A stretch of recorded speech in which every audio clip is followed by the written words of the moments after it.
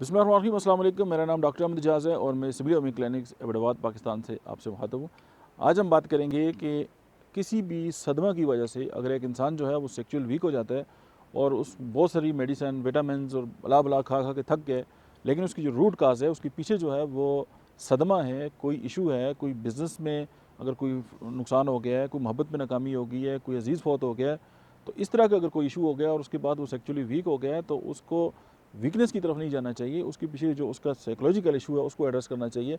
तो इग्निशिया हमारा होम्योपैथी की जो मेडिसिन है 10 में 2-3 खुराकें जो है वो काफ़ी होती हैं, लेकिन ये मरीज़ों के लिए नहीं है, ये डॉक्टर्स के लिए है।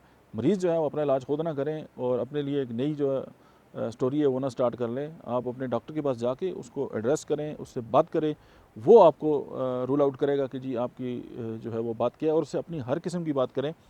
तो फिर ये है कि वो देख लेगा कि आपका क्या ये फ़िज़िकल इशू है, चाहे वो मेंटल लेवल पे इशू है, चाहे वो साइकोलॉजिकल इशू है, तो वो उसको एड्रेस करेगा। तो फिर ये है कि आप इससे बिल्कुल ठीक हो सकते हैं।